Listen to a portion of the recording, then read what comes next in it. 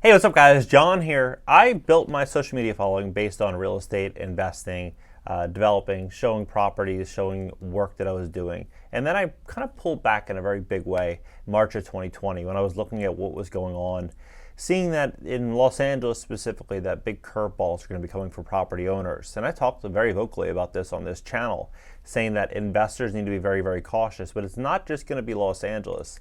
Now, this current administration is moving into a direction of wanting to reduce homelessness by 25%. Now, some people may say that's a great thing. We need to reduce homelessness.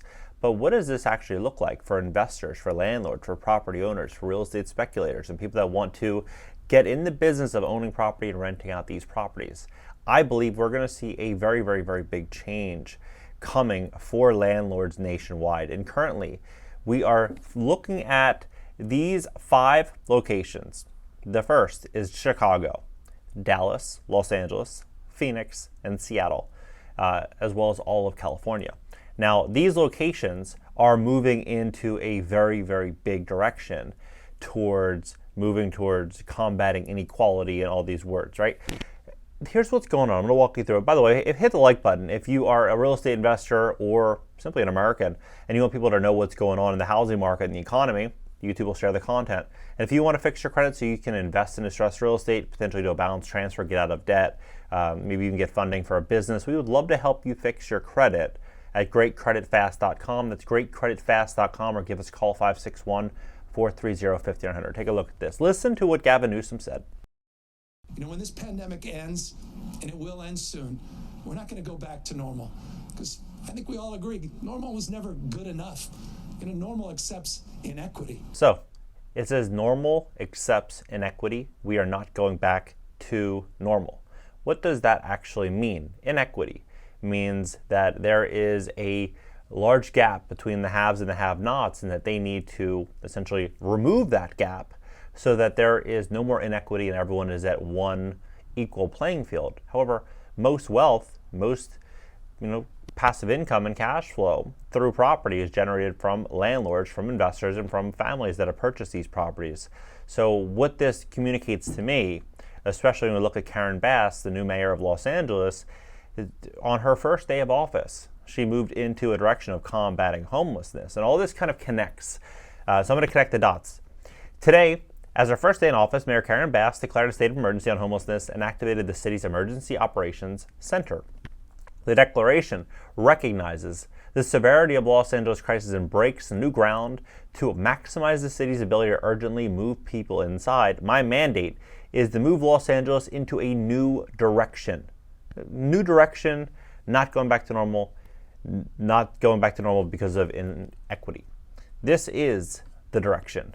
Los Angeles enacts mansion tax to fund homelessness initiatives. Now, you heard about this. If you own a single-family house, land, commercial property, industrial, whatever property, right? And own any property between 5 and 10 million, pay an extra 4.5% tax on top of agent fees and everything else. If it's above 10 million, then you have to pay 5.5%.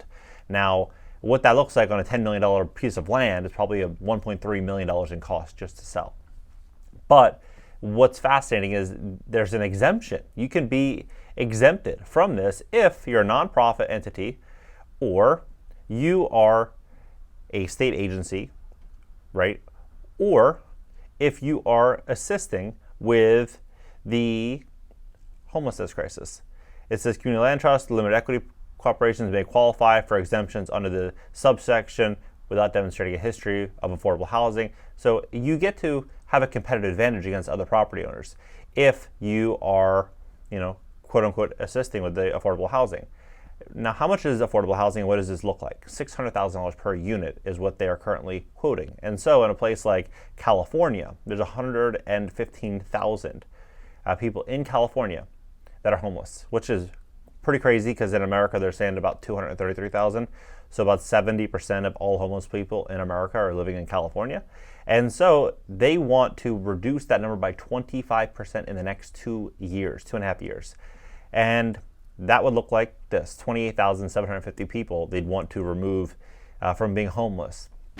Now, are they going to achieve this? Most likely not, right? But that's what they're essentially saying. So at $600,000 units, it's $17,250,000,000.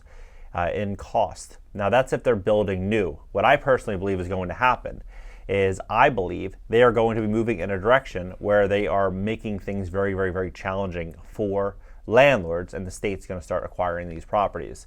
And here's how. So right now they're saying nearly 1.5 million renters across California are behind on rent, right? And 600,000 of them believe that they're about to face eviction or could face eviction. So the number here, the 115,000 people, right? This does not consider the 600,000 that could potentially be evicted. And so how are they going to combat homelessness if the economy starts to, step through harder times? More people are getting evicted. They had a 3-year eviction moratorium, a bunch of people behind on rent. They're going to start to really clamp down on these property owners. But there's some unique things happening as well here. Interest rates were sky high now, and 3% was kind of the norm about 18 months ago. And so you think about this. A lot of people were afraid of inflation. They were buying all these deals at 3 caps, 4 caps, even 5 caps in some areas, right? Meaning if they paid all cash, they get a 3, 4, 5% return on their investment.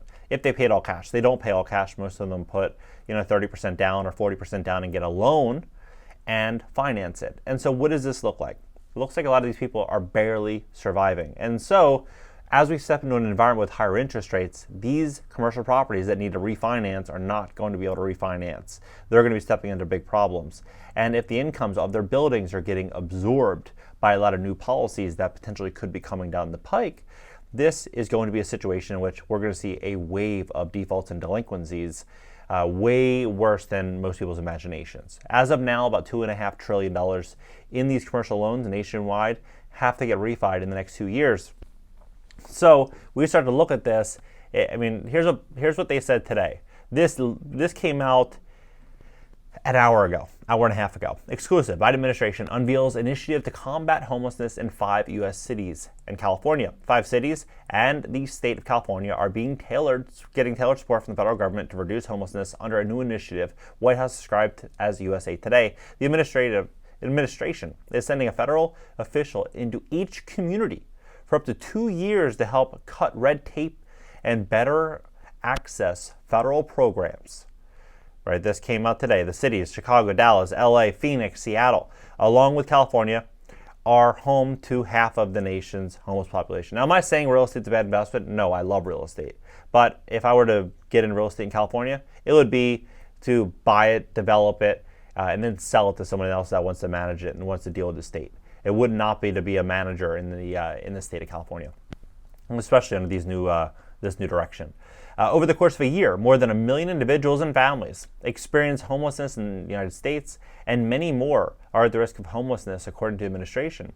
In addition, more are experiencing it in unsheltered settings, such as encampments. The new initiative, which the administration is calling All Inside, aims to speed up local efforts to get unsheltered people into homes. It's a key part of Biden's goal to reduce homeless population by 25% by 2025. Now, how does this also work with automation and all of these jobs that are potentially going to be threatened over the next, say, 5 years, 10 years, right? There's going to be more and more and more and more demand for this, right? More demand for this, which if you have, let's say, 100 people in a room and 99 or 98 or 95 of them need and only 5 actually have, then what's ultimately going to happen, right? The 5 are going to be more in trouble, which would be the landlords and the property owners. So if you are a landlord and property owner, I'm not trying to scare anyone, but I'm simply saying you want to be careful with the tenants you select. You want to position yourself based on these current set of changes that likely are coming. A great nation has a moral obligation to ensure housing, but it also is a smart thing to do. Biden said when releasing a blueprint to address the problem in December. Susan Rice, Biden's domestic policy advisor, is meeting Thursday with mayors from the participating cities and other officials to launch new components. These communities are a meaningful action to address unsheltered homelessness. Now, I personally believe that this is just the start. I think they're going to move into other cities. I'm going to leave the article pinned down below in the description so you can read it yourself.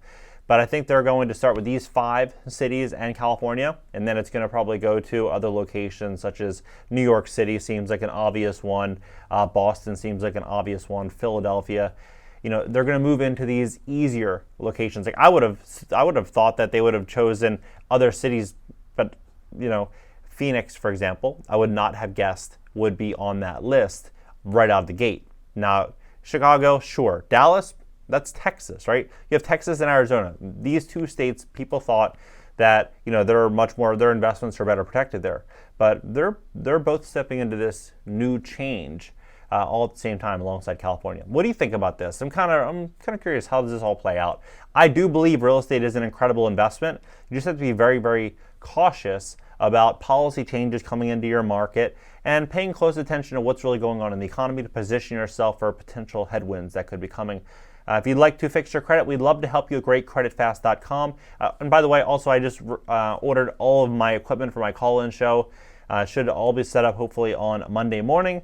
And we'll probably do a test run on Monday sometime. So stay tuned here. Pay attention to the community tab, and I'll post the phone number for you to call in. And add me on IG for short form content I'm not going to post here. And catch you guys in the next video.